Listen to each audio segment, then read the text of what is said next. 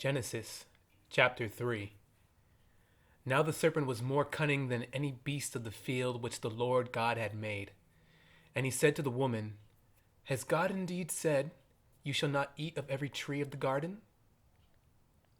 And the woman said to the serpent, We may eat the fruit of the trees of the garden, but of the fruit of the tree which is in the midst of the garden, God has said, You shall not eat it, nor shall you touch it, lest you die. Then the serpent said to the woman, You will not surely die.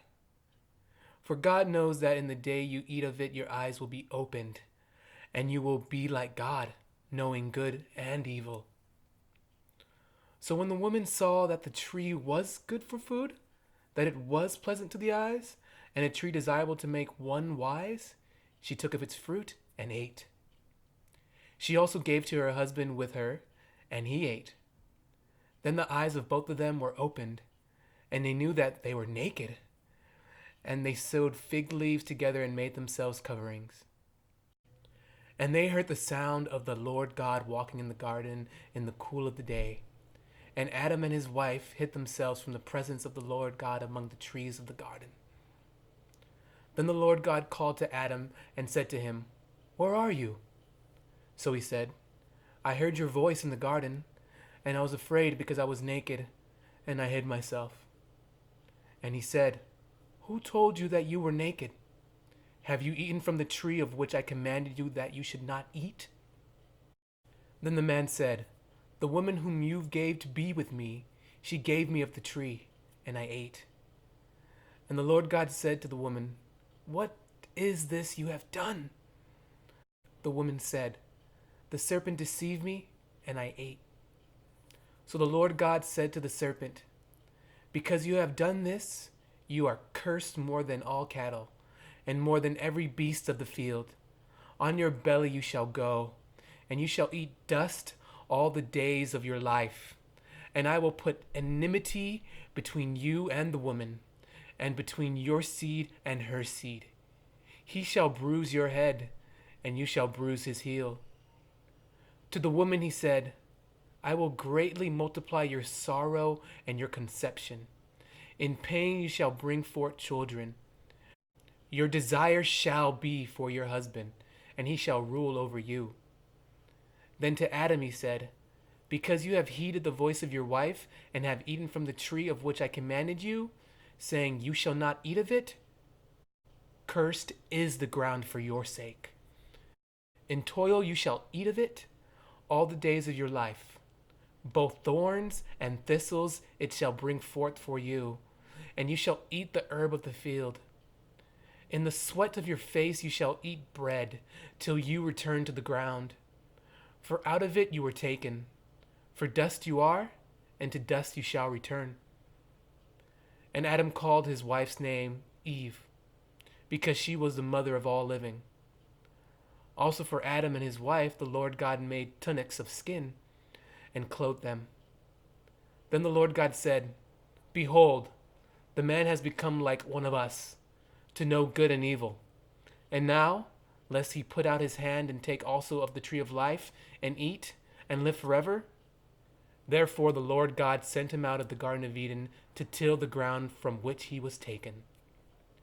So he drove out the man, and he placed cherubim at the east of the Garden of Eden, and a flaming sword which turned every way, to guard the way of the tree of life.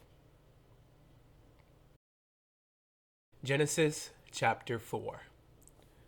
Now Adam knew Eve his wife, and she conceived and bore Cain, and said, I have acquired a man from the Lord. Then she bore again, this time his brother Abel. Now Abel was a keeper of sheep, but Cain was a tiller of the ground. And in the process of time it came to pass that Cain brought an offering of the fruit of the ground to the Lord. But he did not respect Cain and his offering. And Cain was very angry, and his countenance fell. So the Lord said to Cain, Why are you angry, and why has your countenance fallen? If you do well, will you not be accepted? And if you do not do well, sin lies at the door, and its desire is for you, but you should rule over it. Now Cain talked with Abel his brother, and it came to pass, when they were in the field, that Cain rose up against Abel his brother and killed him. Then the Lord said to Cain, "Where is Abel, your brother?" He said, "I don't know. Am I my brother's keeper?" And he said, "What have you done? The voice of your brother's blood cries out to me from the ground. So now you are cursed from the earth, which has opened its mouth to receive your brother's blood from your hand. When you till the ground, it shall no longer yield its strength to you.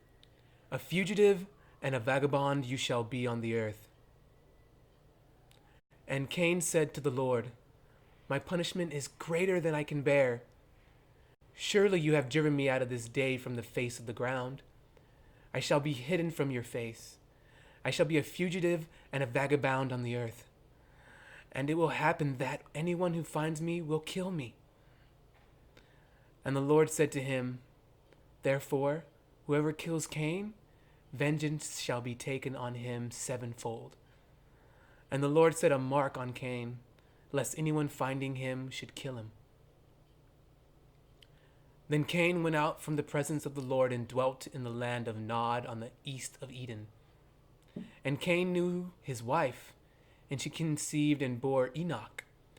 And he built a city, and called the name of the city after the name of his son, Enoch.